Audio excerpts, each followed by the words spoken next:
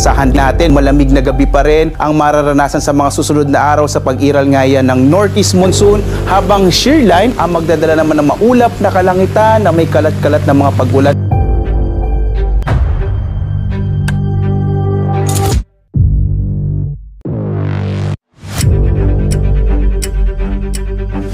Manatiling may kaalaman at manatiling ligtas sa pamamagitan ng pagbisita sa aming YouTube channel para sa mga real-time na ulat panahon sa ating bansa. Laging tandaan, maging alerto at iba yung pag-iingat sa banta ng ulan, baha at pagbuho ng lupa. Ngayon, oras na para marinig mula sa ekspertong meteorologist. Bibigyan tayo ng malalim na pagsusuri sa lagay ng panahon at ipapaliwanag ang anumang mahalagang kaganapan sa ating panahon ngayon o sa mga darating pang araw.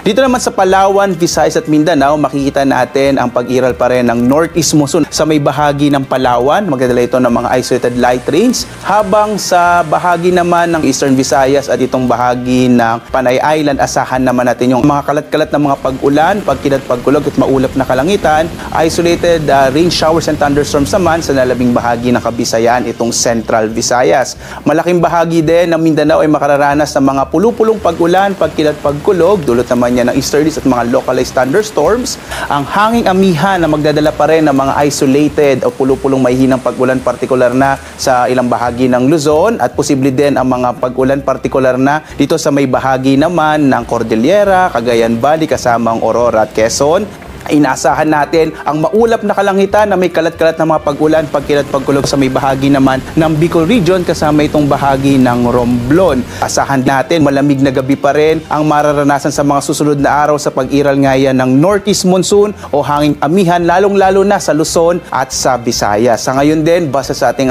latest na mga datos, may nakataas pa rin tayong gale warning, partikular na to sa mga baybayin ng Batanes, Ilocos Norte, Ilocos Sur, Albay, Sorsogon at Northern Samar, at sa mga baybayin ng Eastern Samar. Silangang baybayin ng Quezon, Catanduanes, Cagayan, kasamang Isabela, Aurora. Itong mga lugar na to, inaasa natin magiging maalon yung karagatan sa pag-iral ngayon ng hanging amihan. Kaya patuloy tayo nagpapaalaala, lalong-lalo na sa mga maliliit sa sakyang pandagat, maliliit na mga bangka, iwasan munang pumalaot sa mga bahaging ito ng ating bansa upang makaiwas din sa mga panganib na dulot ng malalakas na alon ng ating karagatan.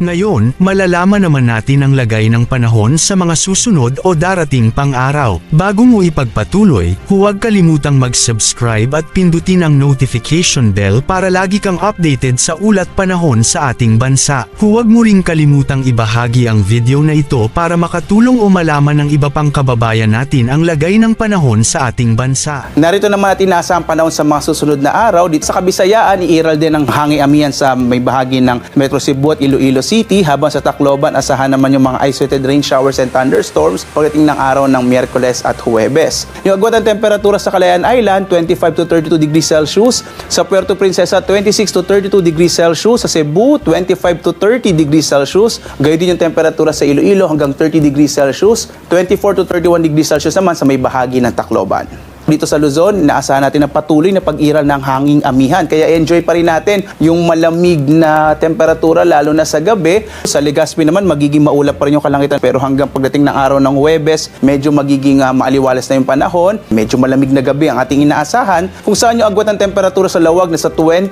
to 30 degrees Celsius. Sa Tuguegarao, 19 to 29 degrees Celsius. Sa Baguio, 12 to 21 degrees Celsius. Sa Kamaynilaan, mula 22 to 31 degrees Celsius. Sa Tagaytay, hanggang 29 degrees Celsius, habang sa Legazpi 24 to 29 degrees Celsius. Posible hanggang sa mga susunod na araw ay iral yung amihan, kaya enjoy pa rin natin yung medyo malamig na panahon.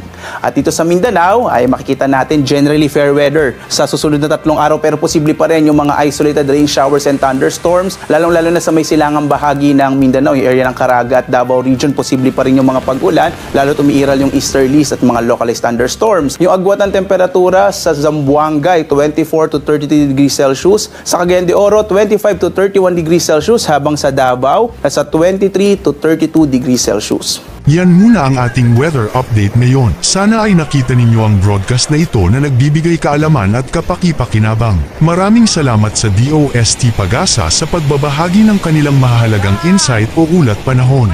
Samahan kami sa susunod para sa higit pang mga weather update sa ating bansa at manatiling nakatutok sa weather update ng bansa, at huwag kalimutan i-share at mag-subscribe na rin. Mabuhay ang Pilipinas!